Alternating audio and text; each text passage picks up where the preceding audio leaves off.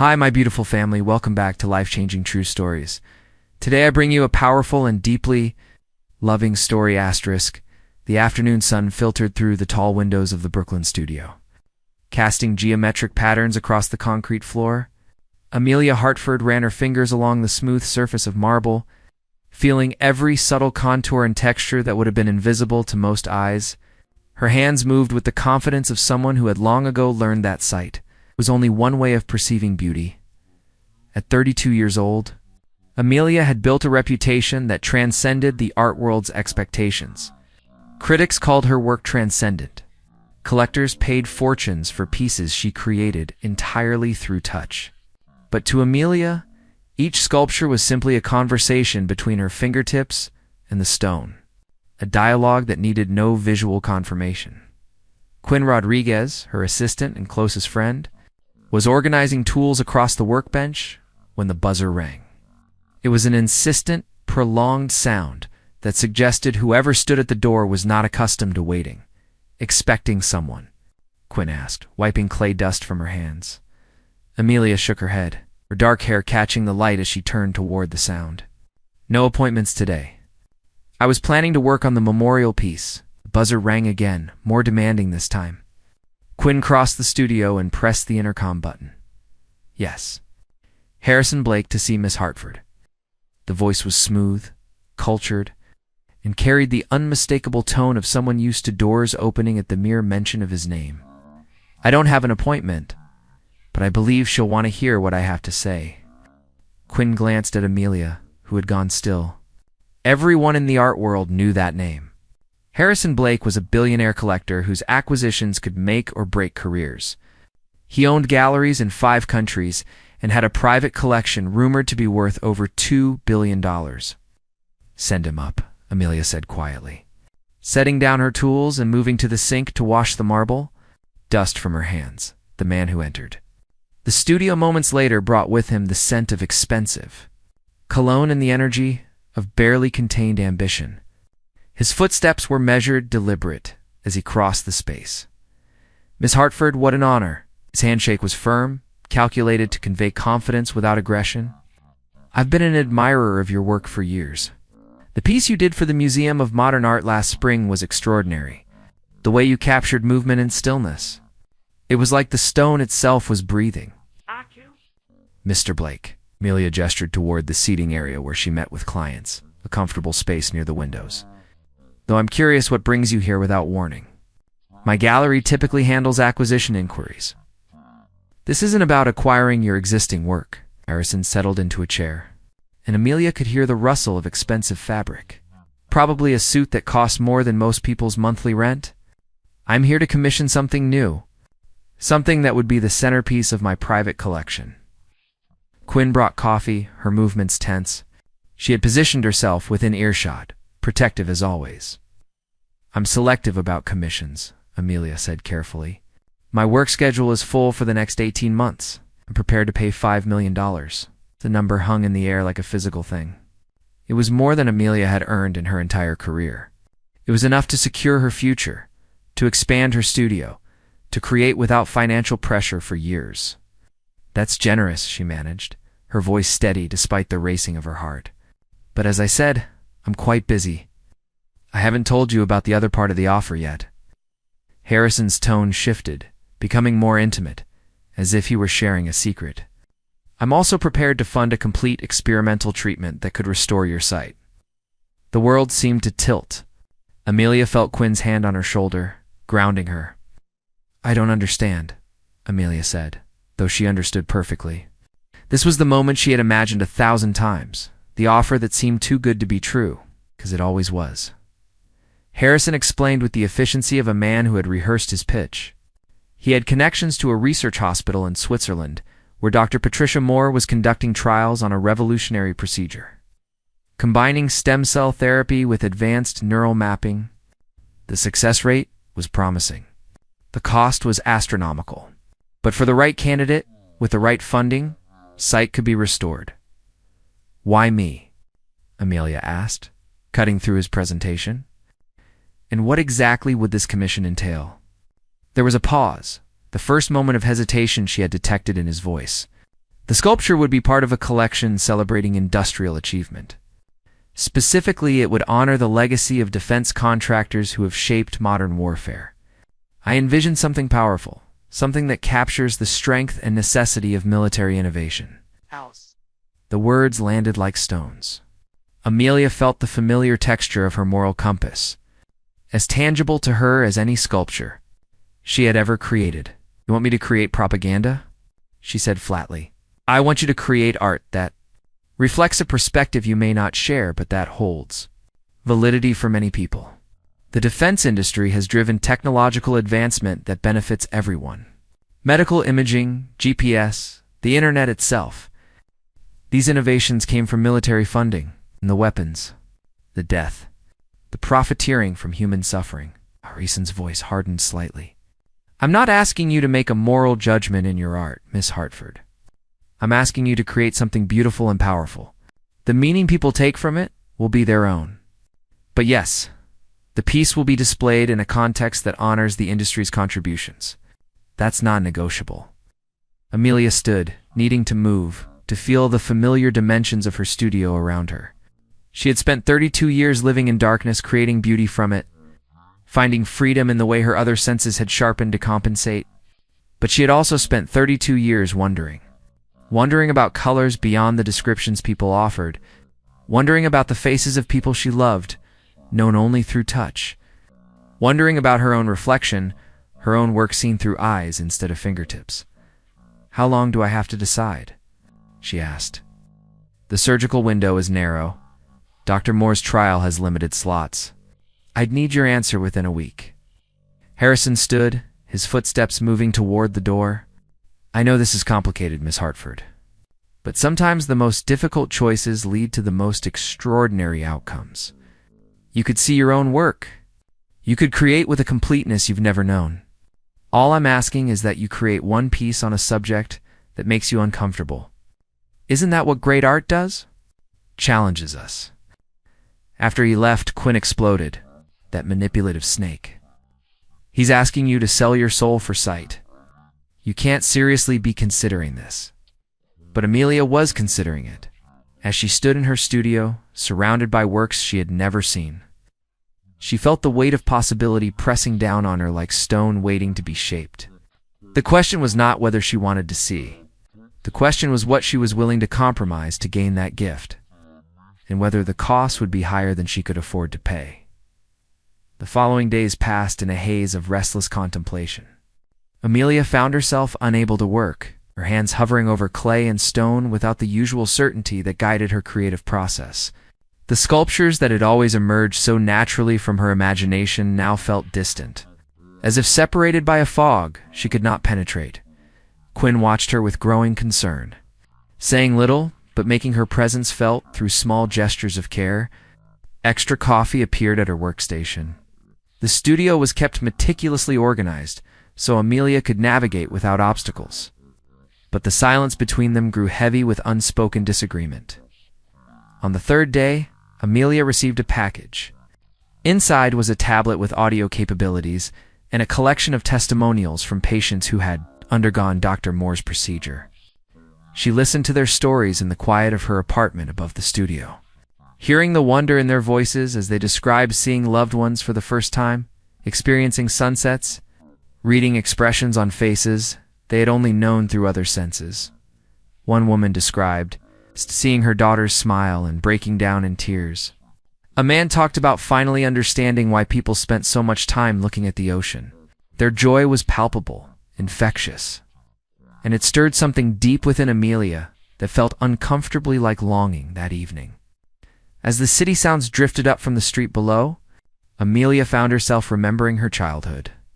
Her mother, Grace Hartford, had been a painter before Amelia was born.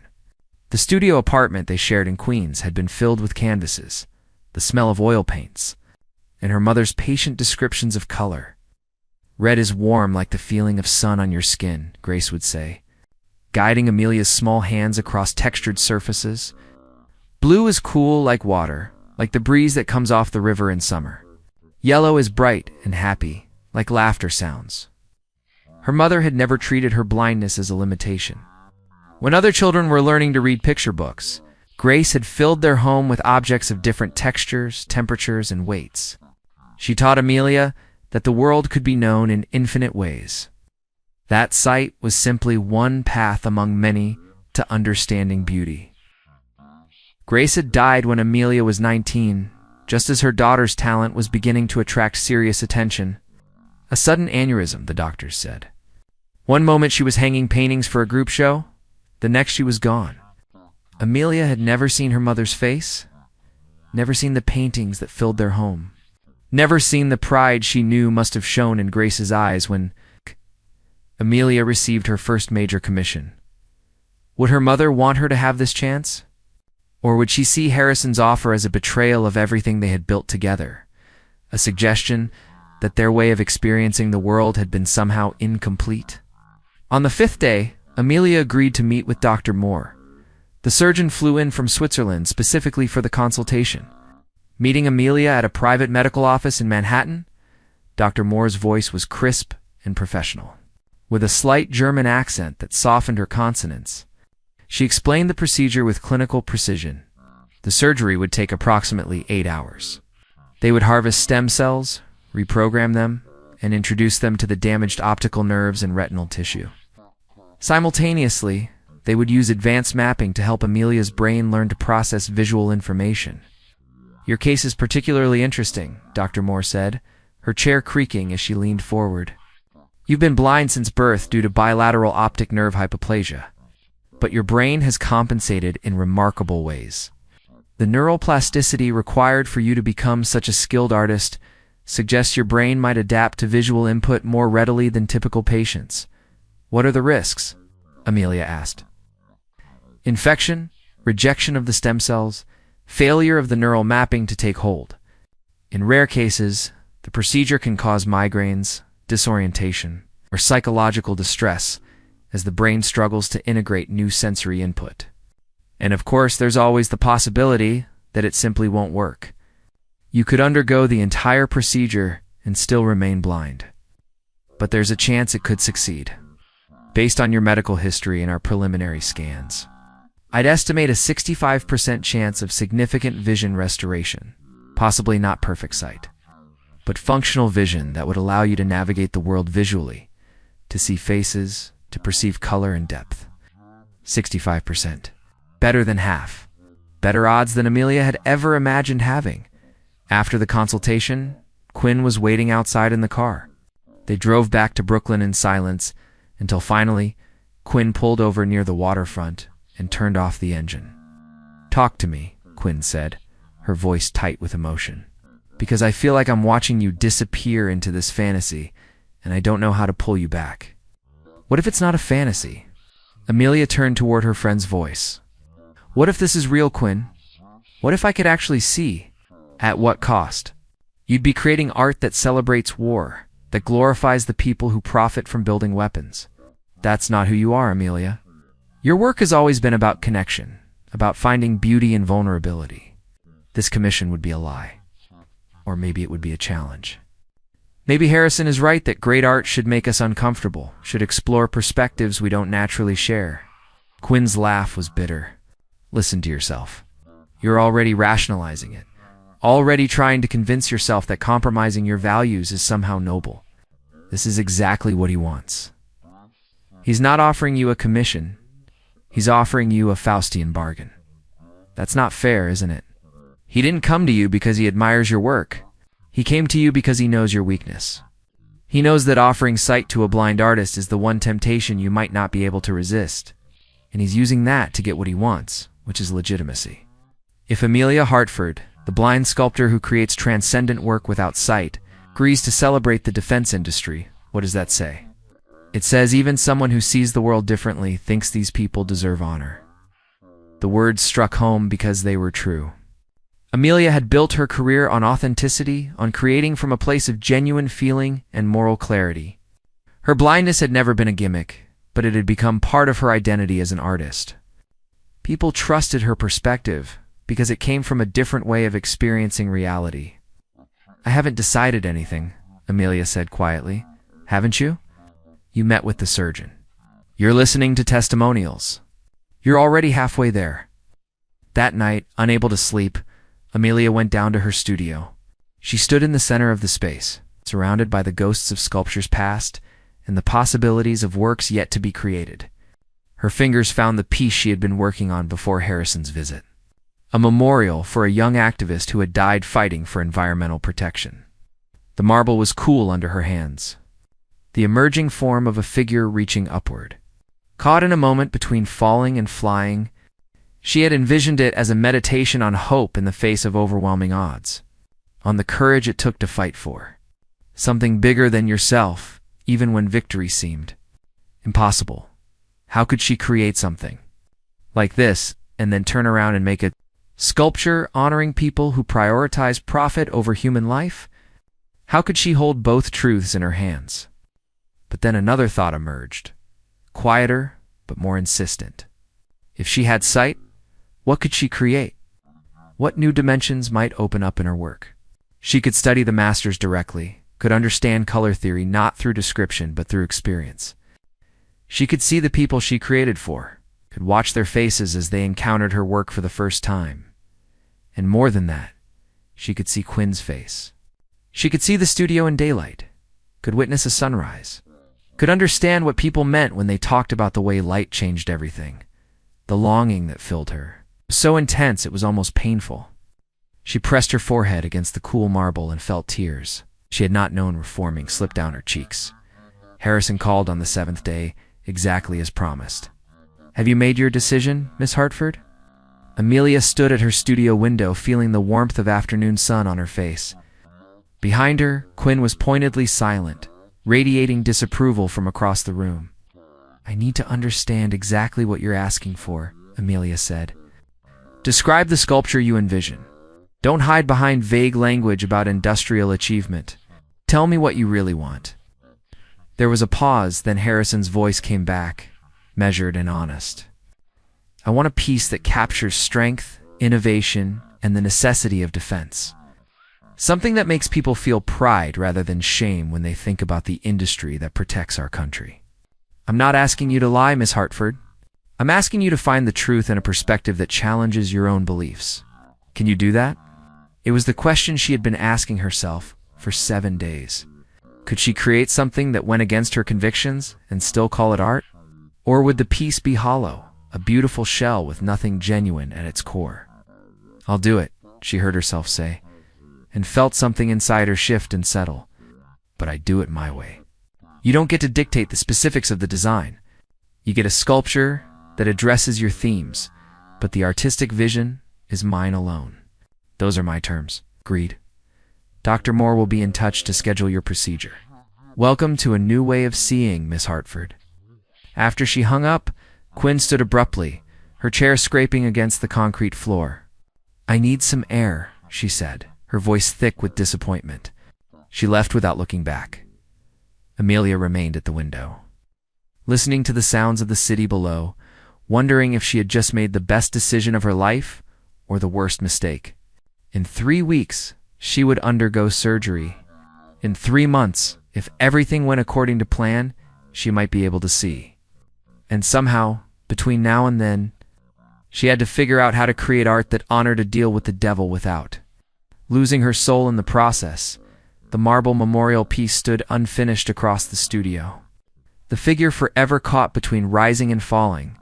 Amelia wondered which direction she herself was heading, and whether she would recognize the difference. Once she could finally see, the surgery took place on a gray morning in late October.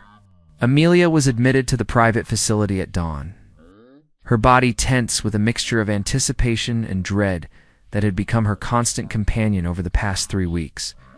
Quinn had barely spoken to her during that time, maintaining a professional distance that hurt more than any argument could. Dr. Moore's team was efficient and reassuring. They explained each step as they prepared her, their voices calm and clinical. The anesthesiologist told her to count backward from 10. She made it to 7 before the world dissolved into nothing. When she woke, her eyes were bandaged. Dr. Moore explained that the bandages would remain for 2 weeks while the initial healing took place. During that time, Amelia would stay in a recovery suite, monitored constantly for signs of rejection or complications. Those 2 weeks stretched like an eternity. Amelia lay in darkness that felt different from the darkness she had always known. This darkness was temporary, pregnant with possibility. Beyond these bandages might lie a world of color and light, or there might be nothing at all. The uncertainty was maddening. Quinn visited once, sitting beside the bed in silence for nearly an hour before finally speaking. "I brought you something," she said, and Amelia heard the rustle of paper. "It's a letter from the family of that activist, the one you were making the memorial for. They wanted to know when it would be finished." The words hung between them, a gentle accusation. "I'll finish it," Amelia said quietly. "After I complete Harrison's commission, will you? Or will you be too busy learning to see, too caught up in your new world, to remember the old one?" Quinn's voice cracked slightly. "I'm not angry that you want to see, Amelia. I'm terrified that gaining sight will mean losing who you are. The person I know, the artist I admire, she creates from a place of deep integrity. I don't know who you'll become if you compromise that." After Quinn left, Amelia lay awake thinking about identity and transformation. Was Quinn right? Would being able to see fundamentally change not just how she experienced the world, but who she was within it? And if it did, would that change be a loss or an evolution? On the 14th day, Dr. Moore removed the bandages. The process was slow, careful, layers of gauze unwound as the doctor explained what to expect. "Your brain has never processed visual information before. What you see initially may be overwhelming, confusing. Colors might not make sense. Depth perception will be absent. It will take time for your neural pathways to organize this new input into coherent images." The last layer came away. Amelia kept her eyes closed, suddenly terrified. "Open your eyes slowly," Dr. Moore instructed. "The lights are dimmed. Take your time." Amelia opened her eyes. At first, there was nothing but chaos. Light and shadow crashed together in patterns that made no sense. Her brain scrambled to categorize the input, to find meaning in the overwhelming rush of data. She gasped, closing her eyes again, her heart racing. "It's all right," Dr. Moore's voice came from somewhere to her left. "Try again." Just for a moment, she opened her eyes again, and this time, slowly, shapes began to emerge from the chaos. A figure standing beside her bed.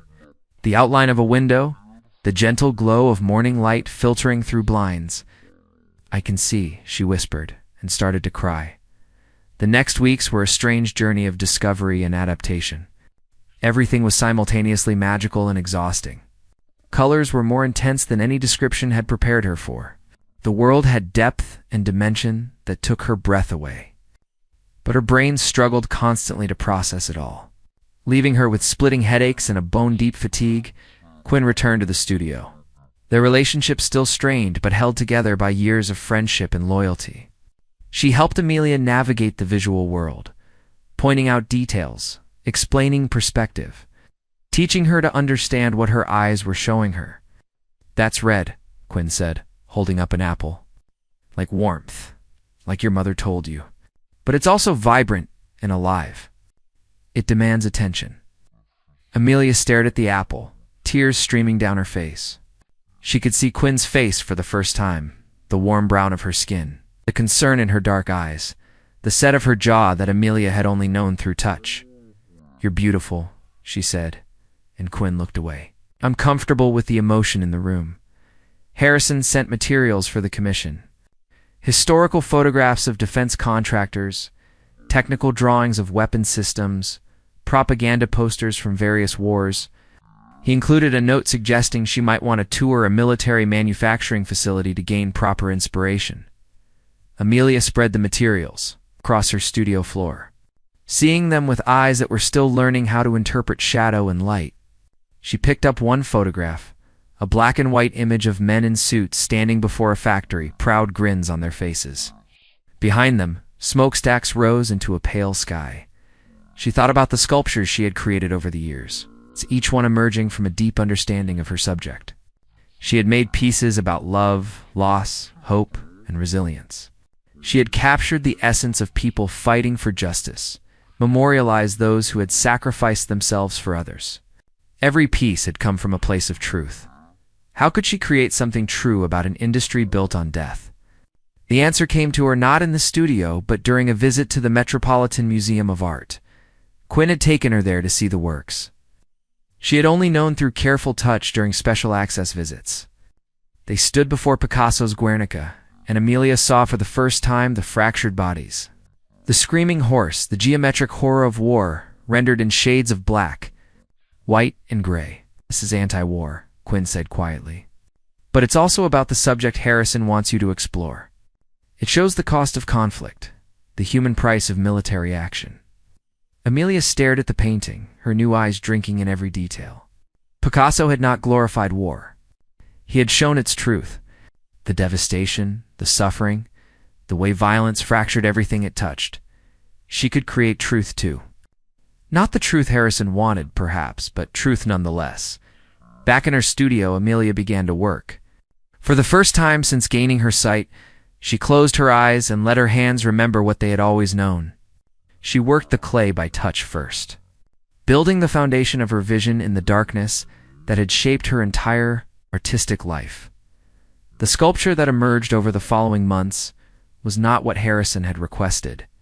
It was a figure, humanoid, but abstract, constructed from sharp geometric planes that suggested armor or machinery.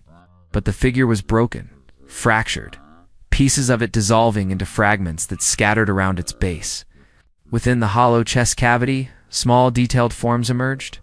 Tiny figures of families, children, homes, all crushed beneath the weight of the military construct.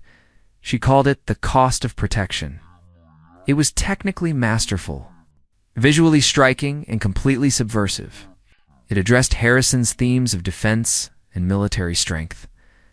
But it revealed the human price hidden beneath. The rhetoric of security and necessary force. Quinn watched it take shape with growing amazement. "He's going to hate it," she said, but there was pride in her voice. "Probably," Amelia agreed. "But it's the truth as I see it. He said I could create my own vision. This is mine." The unveiling took place at Harrison's private gallery in Manhattan. Amelia arrived wearing a simple black dress, her heart pounding with a mixture of defiance and fear. She could see the opulent space now, the marble floors, the carefully curated collection that represented billions of dollars in art. Harrison stood before the covered sculpture, surrounded by wealthy patrons and defense industry executives. His smile was confident as he welcomed everyone, spoke about the importance of honoring those who kept the nation safe, and introduced Amelia as the visionary artist who had brought his vision to life. When the cloth was pulled away, silence fell over the room. Amelia watched Harrison's face, seeing for the first time the subtle play of emotions across human features. She saw his smile freeze, saw the color rise in his cheeks, saw his jaw tighten as he understood what she had done. He walked slowly around the sculpture, his guests murmuring in confusion behind him. The defense contractors looked uncomfortable.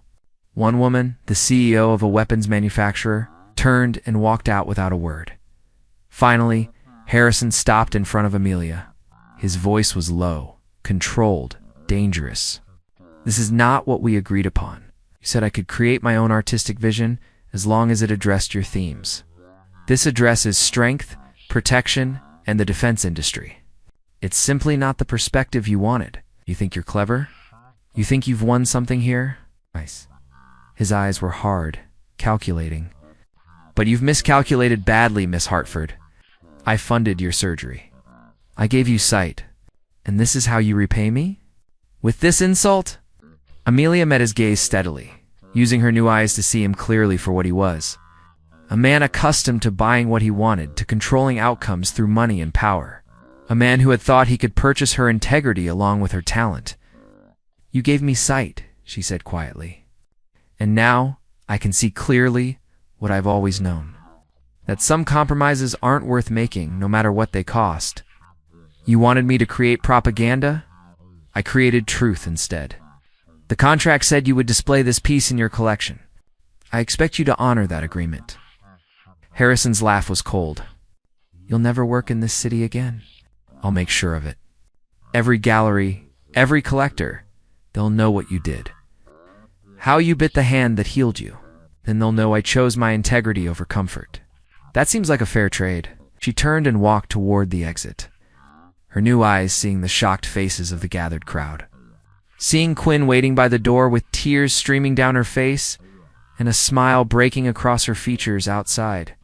The city sparkled with lights Amelia had never seen before.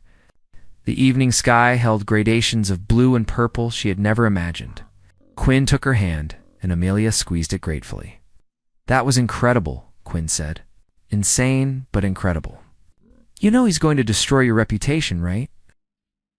"Maybe. Or maybe people will respect an artist who stood by her principles." Amelia tilted her head up to look at the sky, marveling at the stars beginning to appear. "Either way, I can live with myself.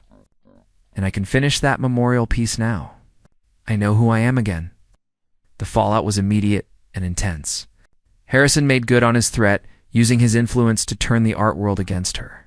Gallery shows were canceled. Commissions were withdrawn. The prestigious fellowship she had been nominated for quietly disappeared. But something else happened too.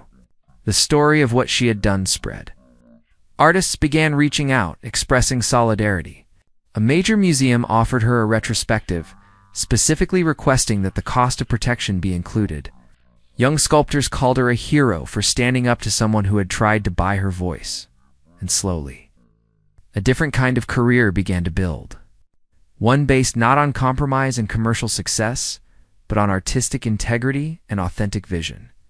The memorial piece for the environmental activist was finished and installed, its figure finally rising triumphant toward the sky. More commissions came from organizations fighting for social justice. From families who wanted to honor loved ones who had stood up for their beliefs, Amelia continued to create, working now with both her hands and her eyes, discovering that sight had not replaced her other senses, but added to them. She could see the play of light on marble, could watch colors emerge as she painted clay before firing it. But she still closed her eyes when she needed to feel the essential truth of a form.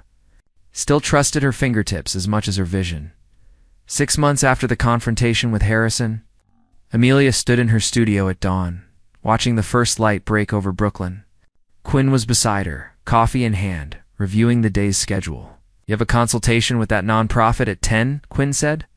"And someone from the Times wants to interview you about the piece going into the modern art collection." Amelia nodded, but her attention was on the light. The way it transformed everything it touched, revealing details she had once only imagined.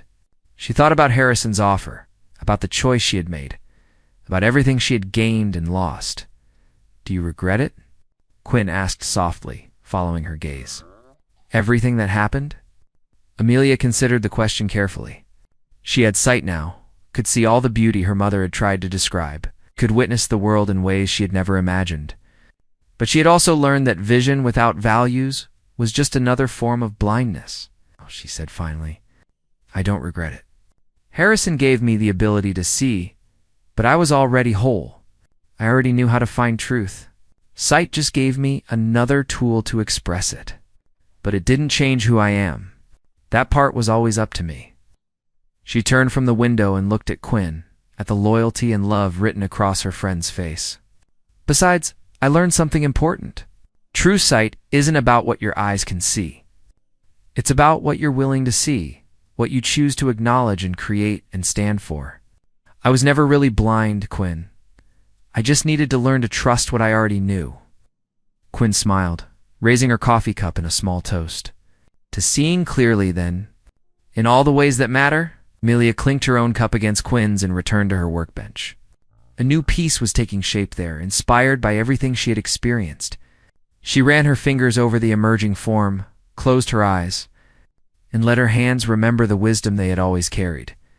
The morning light streamed through the windows, illuminating her studio, touching clay and marble and bronze, and Amelia worked, creating art that was neither sight nor touch alone, but the synthesis of all her ways of knowing, all her ways of being.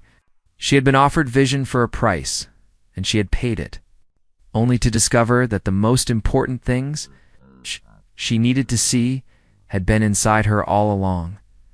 The sculpture grew beneath her hands. A figure reaching upward, not in triumph or defeat, but in simple, honest striving. A reminder that the journey toward truth was never about the destination, but about the integrity you maintained along the way. And as she worked, Amelia Hartford smiled, knowing that whatever came next, she would face it with her eyes open and her values intact. She had learned to see, but more importantly, she had remembered who she was. And in the end, that was the only vision that truly mattered. Thank you for taking the time to listen to this story. If you enjoyed this content, don't forget to click like. Share this story with your friends and family, and subscribe to the channel so you don't miss out on more meaningful stories.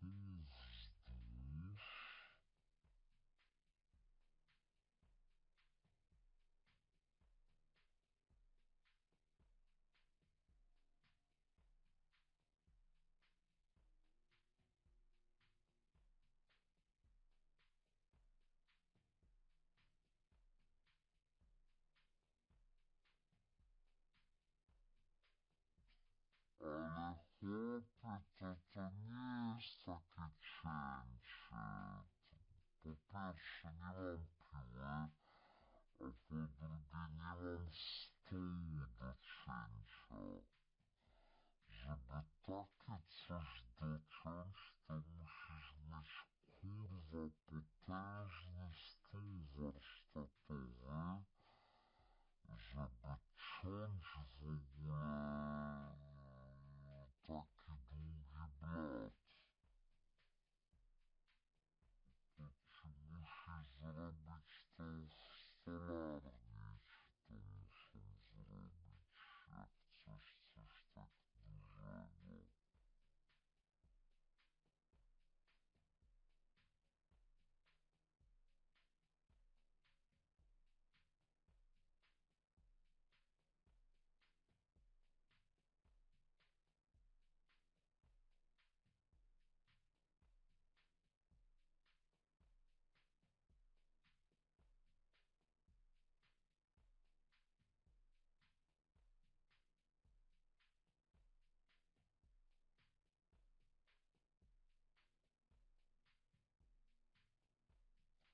Ja mu powiem tak, proszę pana, ja chcę ten blat tak mieć ocięty. A, na długość.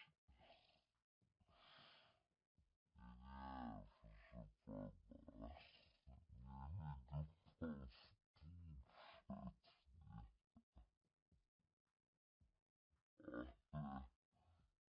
szerokość. Pojebało pana, no.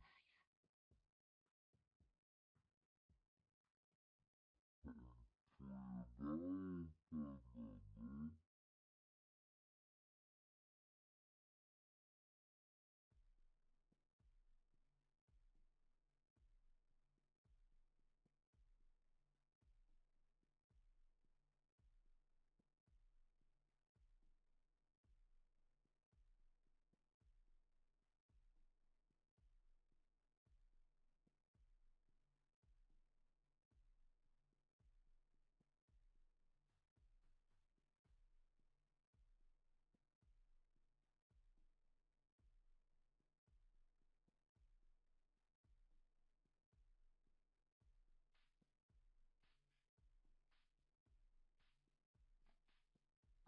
no dobra, ale nawet jakbym znajdź sklep, patrz, dodaj do koszyka.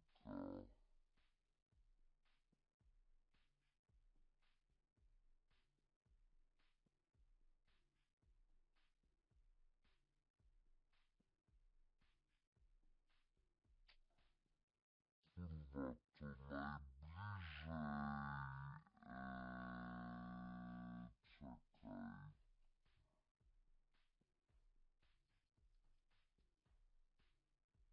Radziankowa. O,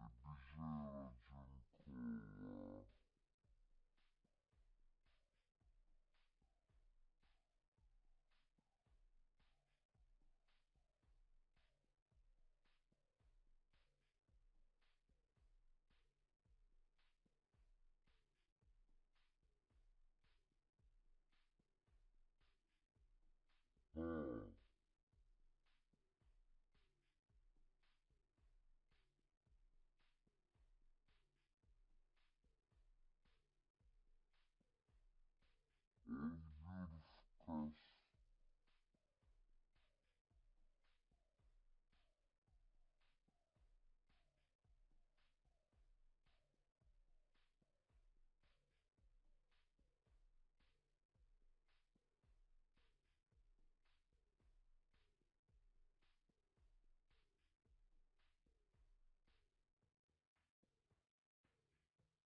Tego w ogóle nie ma.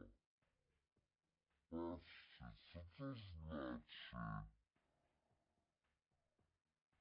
Sprzedaż wysyłkowa, brak w magazynie, brak w magazynie, brak w sklepie, nie ma. Essa.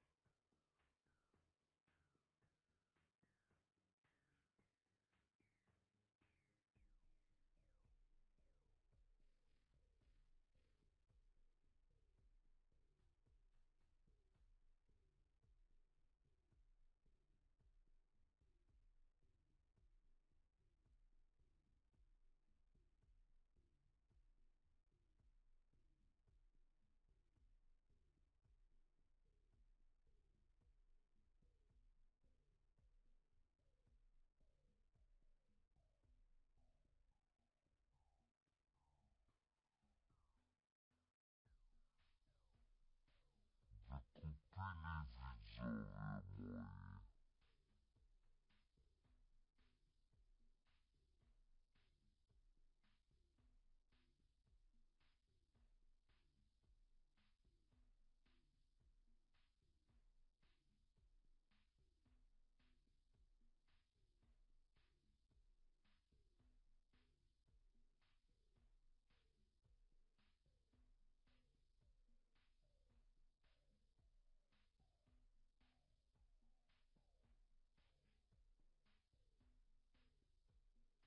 Weźmy kolor. Jak to się sprawdza?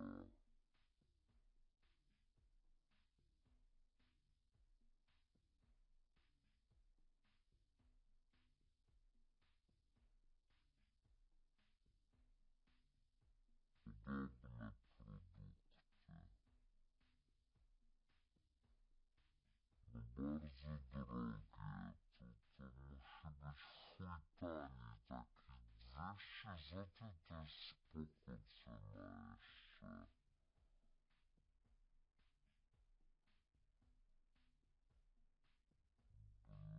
Blat.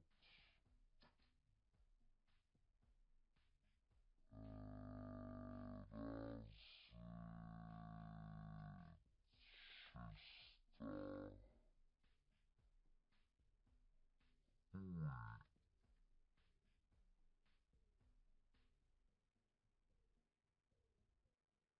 Nie wiem, 60 razy 300. Mhm.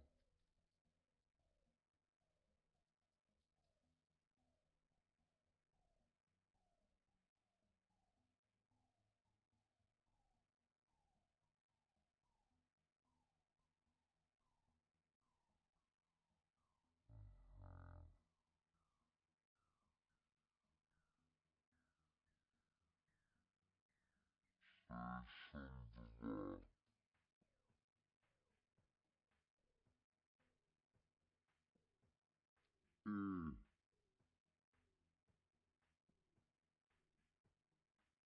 Laminowany szary.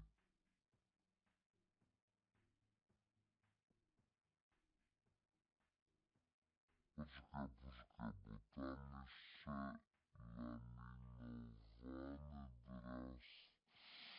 Kurwa, bo ja chciałem mieć trochę taki jaśniejszy blat, który by drewno przypominał, a nie taki zaś kurwa szary gówno, ale zawsze se mogę jakąś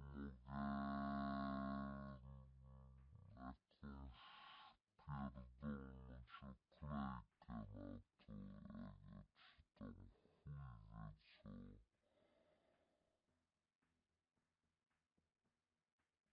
No dobra, nieważne.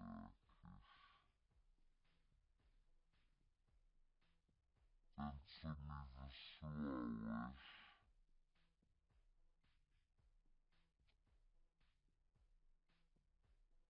Poczekaj chwileczkę.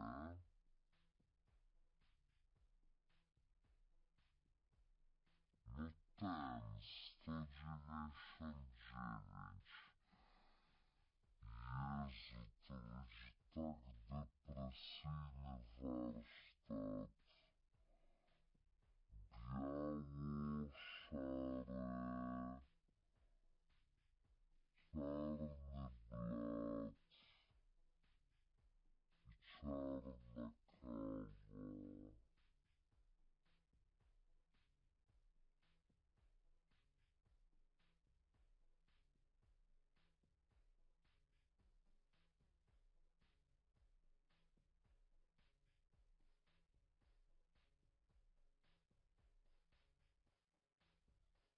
Pamiętaj, że taki blat musi być podparty po długości kątownikiem, bo będzie się uginał.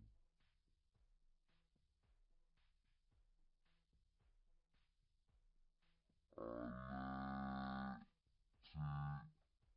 ty wiesz, jak ja go będę miał za... Jezus wam pokażę system mocowania takiego blatu. To wam pokazuję jeszcze raz. Ja będę go w taki sposób miał, że ja go będę miał, uwaga, będzie taki na 50 kurwa centymetrów. To ma 50 centymetrów ten wspornik. Tu będą dwa na 50 centymetrów szeroki i tu jeszcze będą po środku na 50 centymetrów. I ten blat będzie kurwa tak stał. On będzie ze wszystkich stron miał gdzieś podparcie.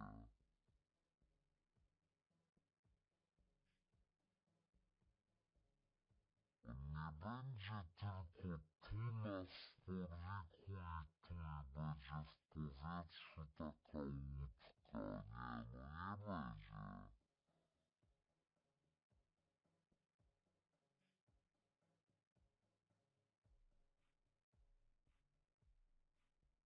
A jak jeszcze tego będzie mało i jak uderzę i będzie się ruszało, to tu po środku albo tu w dupie taki słup i tu do podłogi dokręcę. Jessa. Ale tego bym nie chciał.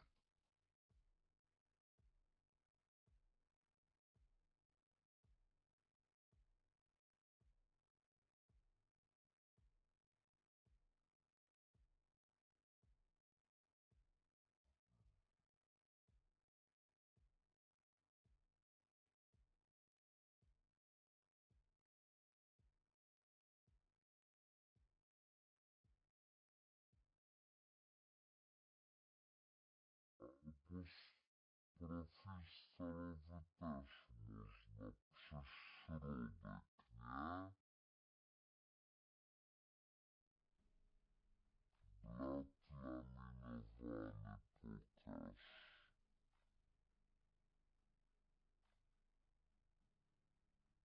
Zajebisty. Ty, pokaż go. Czekaj, trzeba usunąć ten. Usuń tego.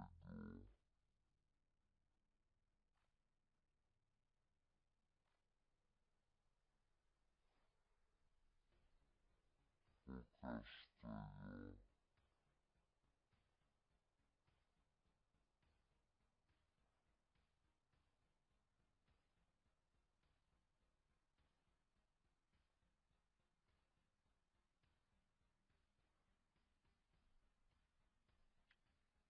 Ja nie chcę żegałów na tą ścianę. 5 piętrowych, 150 zł, 180, 90.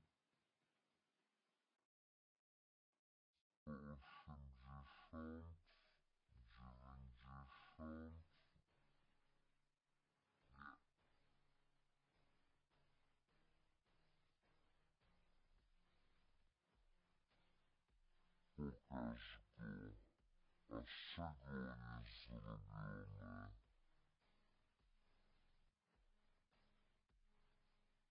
I ta wiruwa. A co jest lepsze? Zawirować paździerzowo.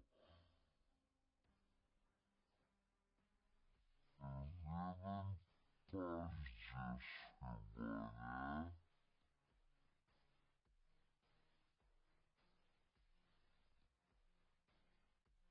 Tylko, że wiórowo pęcznieje. Z odwilgoci, czy nie pęcznieje. Wszystko kurwa pęcznieje.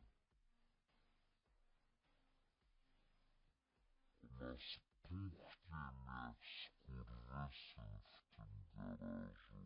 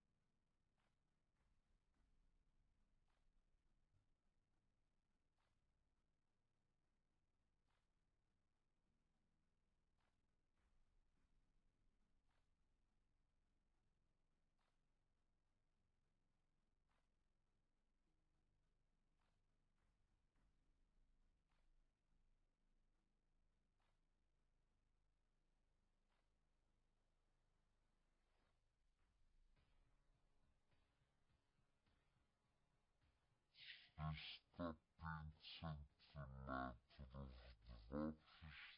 2,8 centymetra.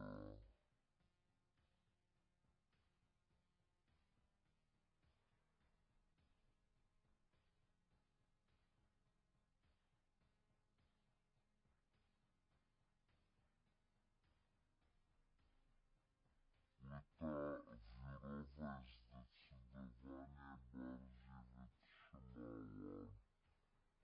Jeśli zależy na odporność wytrwałości, na przykład półki blaty wybierz wirową. Jeśli liczysz na lekkość, cena. A ile waży taka płyta? Ty, ona 29 kilo waży, widzowie. Tak, obecne jeszcze z tego 35 centymetrów. To będzie jeszcze lżejsza.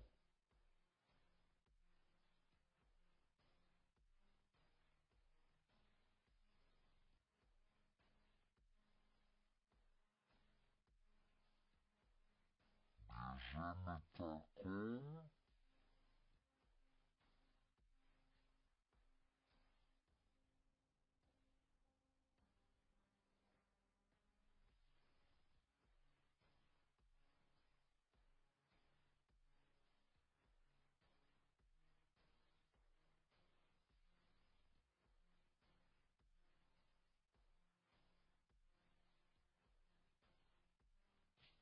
Ja bym ją wziął.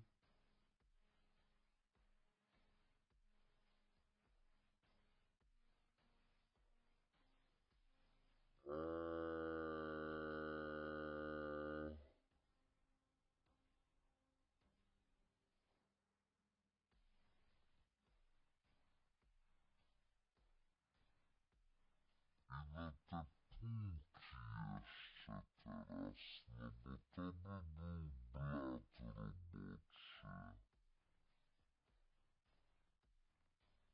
Patrz, jest wszędzie dostępne, nawet odbiór w sklepie, nawet dziś jest dostępne, pa.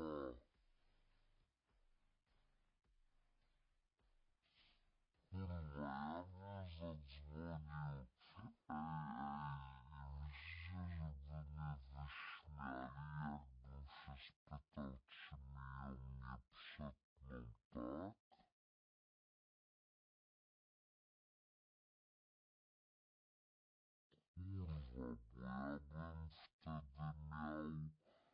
za 90 parę złotych jedną całą półkę.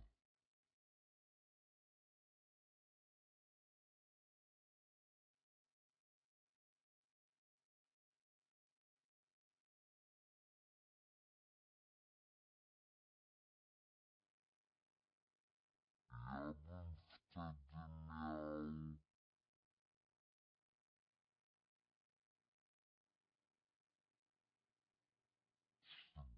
30-centymetrowe półki.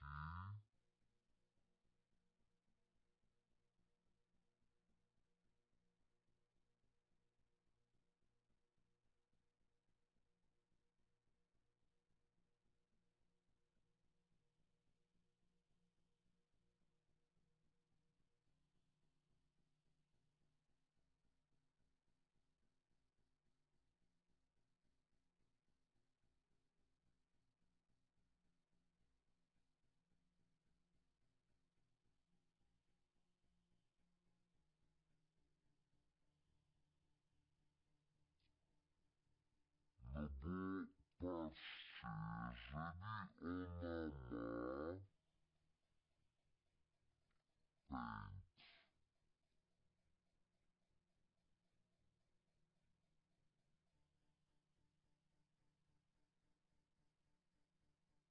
to byłby moment, to byłby blat. To jest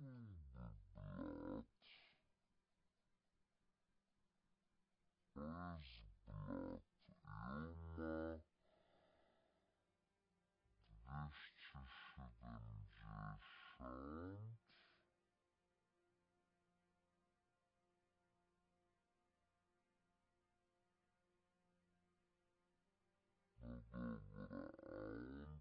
Na 2,8.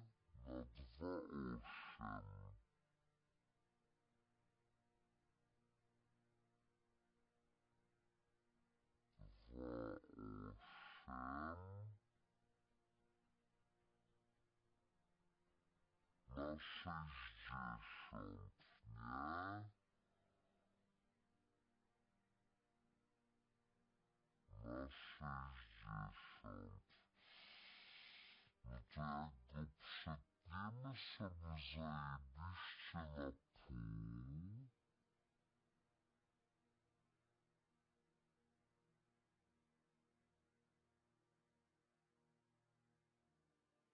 to mam kurwa dwie idealne 30-centymetrowe półki.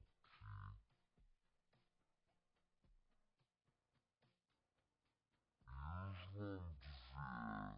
Tu na przykład 30,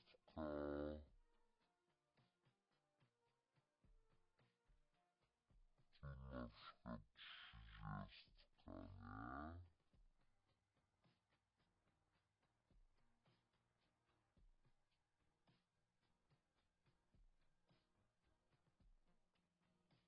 Już takie dwa blaty bym mógł wziąć.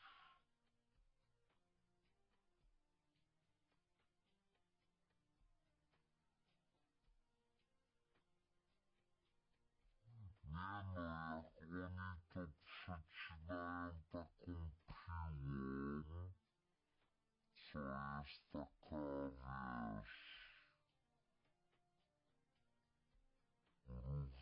zajebista, to mi to równo przetną.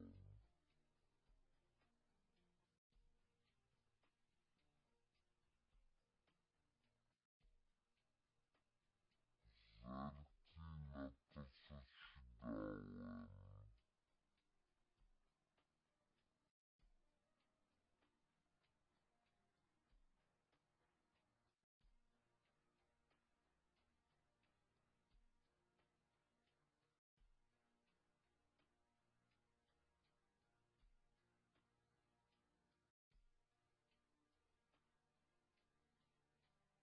Aha, że są kolory.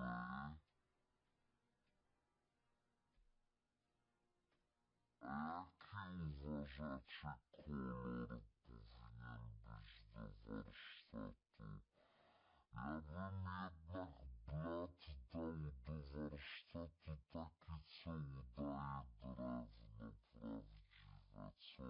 to takie, żeby był taki ala drewniany,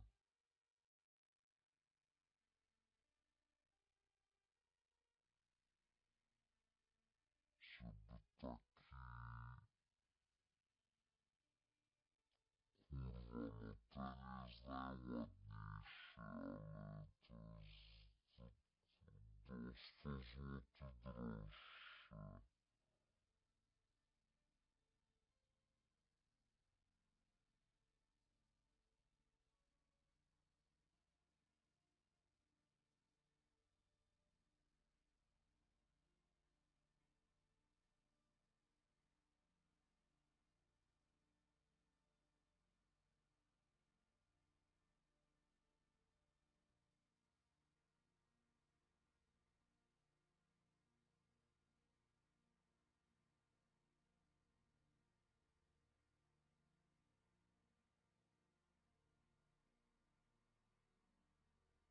Czy musiałbym obrzeża dodać?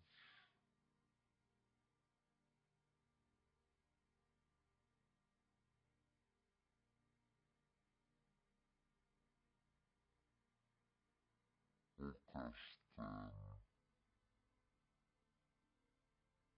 Ten jest niedostępny. Okej, to nie ma tematu. Ten.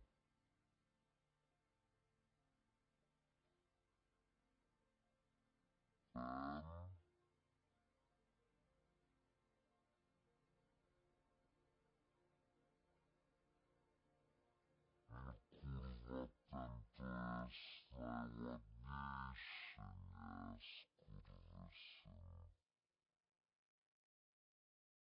Ten jest najładniejszy, ale kurde, 100 zł droższy.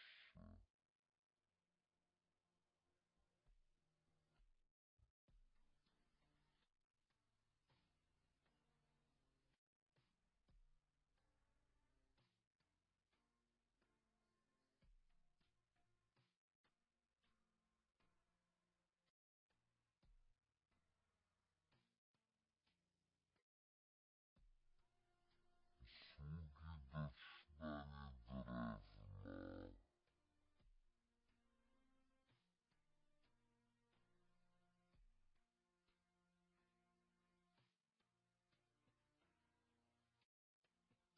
Indywidualne dopasowanie naszego... Ale to co mi pokazujesz? No ja wiem, że można docinać, ale...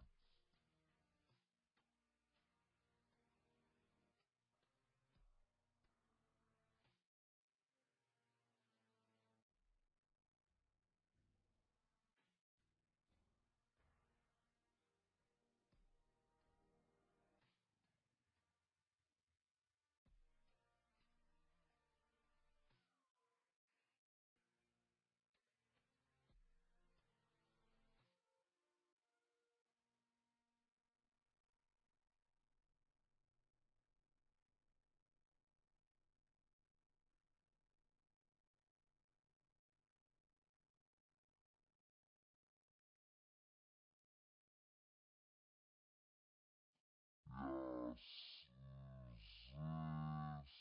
Dobra, no. Już. Kupiłbyś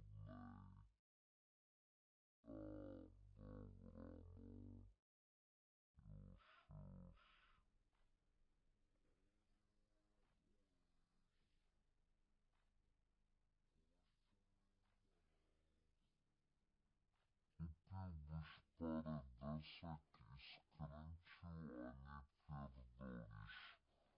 Wenor, kręcili to ciebie, kurwa, na szybko.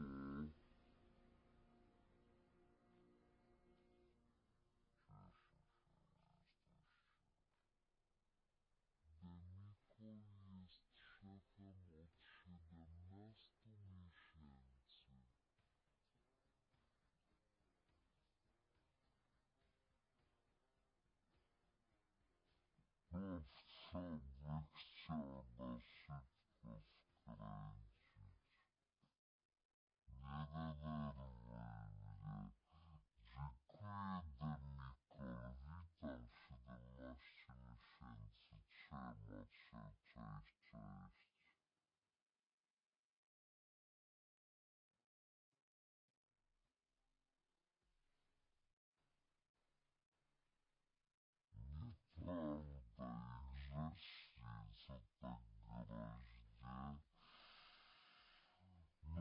to nie jest, kurde ludzie,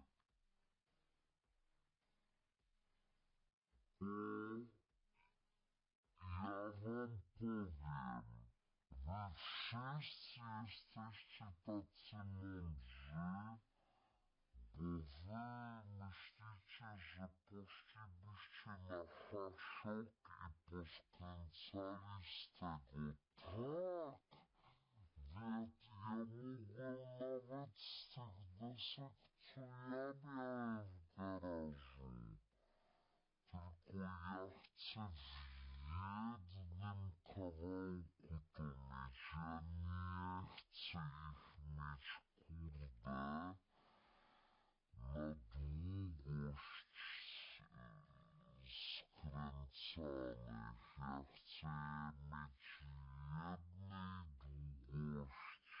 Kawałek jedną albo jeden blat, albo w deskach na takiej długości, a nie, że będę to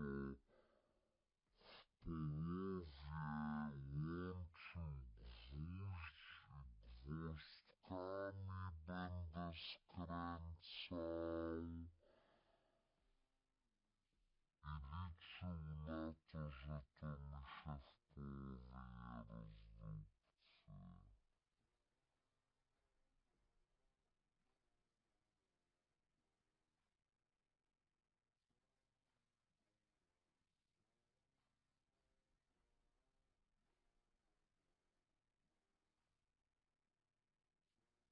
Moim zdaniem taki blat